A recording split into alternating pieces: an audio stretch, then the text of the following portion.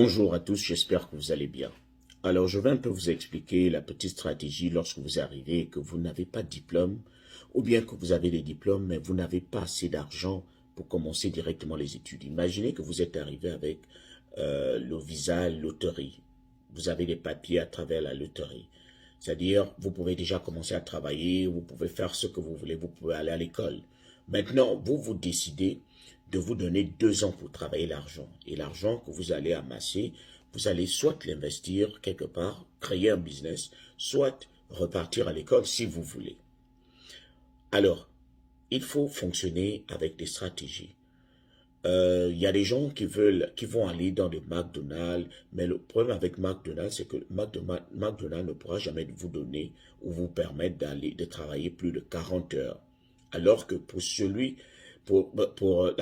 pour quelqu'un qui a décidé de se faire de l'argent, il aura besoin des heures supplémentaires, de travailler plus d'heures. Il y a des petits fast-food qui sont très peu connus, mais où on peut vous permettre de beaucoup travailler. Et si Dieu vous bénit avec la santé comme une santé de fer comme la mienne, vous pouvez travailler de l'argent. Vous pouvez travailler de l'argent. Moi, à l'époque aussi, j'avais une très très bonne santé. Je travaillais pratiquement 70 heures par semaine. Et cela fait en sorte que j'économise. Et que je commence à réaliser des choses ou que que je paye certaines formations, que je parte à l'école, que je fasse tout ce que je veux. Mais au moins, lorsque vous êtes ici, il faut toujours avoir de l'argent. Je prends l'exemple de celui qui a commencé dans un fast-food très peu connu, mais où on lui où on lui donne la possibilité de travailler beaucoup plus d'argent, beaucoup plus d'heures. Je prends l'exemple de mon État où le salaire minimum par heure est de 12 dollars. Dès que vous finissez de travailler 1 heure, on vous donne 12 dollars. 12 dollars, c'est 7 000 francs CFA. Donc, imaginez que vous travaillez 70 heures par semaine.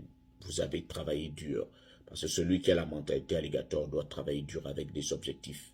Même si ça fait mal, mais tu sais que tu t'es donné 2 ans pour travailler comme ça pour te faire de l'argent. 70 heures par semaine. Et la réglementation voudrait que celui qui a travaillé plus de 40 heures, les heures supplémentaires sont comptées à partir de 40. Si vous travaillez plus de 40 heures, c'est que vous avez fait des heures supplémentaires.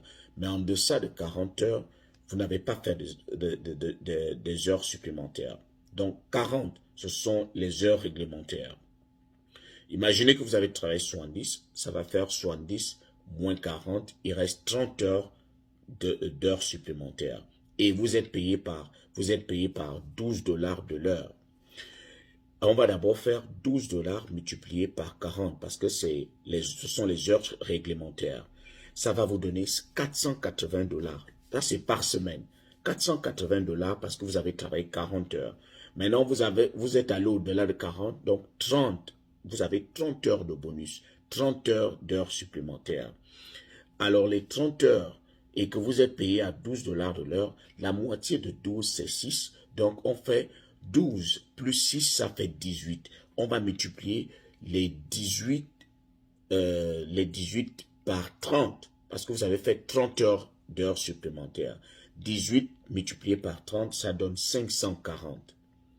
Donc, les 540 que vous avez là, d'heures supplémentaires, additionnées aux 40 heures que vous avez d'abord travaillé. Donc, les 40 heures multipliées par 12 ont donné 480.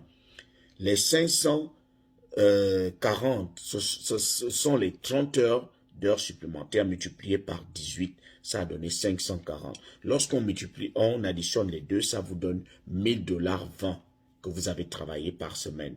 Évidemment, on va retirer l'argent des taxes. Peut-être que vous allez tomber à 800 dollars ou bien 900 dollars. Tout dépend des taxes qu'on va retirer. Maintenant, imaginez que vous arrivez à faire 1000 dollars par semaine. Ça veut dire qu'en un mois, vous allez faire 4080 dollars par mois. 4080 dollars, c'est plus de 2 millions en francs CFA. Maintenant, les 4000 par mois multiplié par 12, ça va vous donner 48 960 dollars. 48 960 dollars, c'est plus de 25 millions par an. Plus de 25 millions par an pour celui qui a la santé, qui travaille dur. Et je dis bien, ça c'est en général, je n'ai pas pensé à, je ne compte pas les petites dépenses. Ça c'est ce que vous êtes censé gagner. Maintenant, vous-même vous allez vous organiser pour savoir combien vous allez épargner. Mais je vous montre en général. Imaginez que vous avez déjà 25 millions par an. Maintenant, en 2 ans, ça peut vous faire 50 millions. Avec les 50 millions, imaginez que vos dépenses sont arrivées, peut-être toutes les dépenses en 2 ans sont arrivées, lorsque vous vous organisez bien, ont pris peut-être 20 millions. Ça, c'est si vous avez exagéré. Si vous n'avez pas été très sage au niveau de l'épargne, ça a pris peut-être 20 millions. Les 30 millions, vous allez les utiliser pour investir quelque part, pour créer un business, peut-être en Afrique ou bien ailleurs. Il faut travailler avec la tête, la mentalité alligator.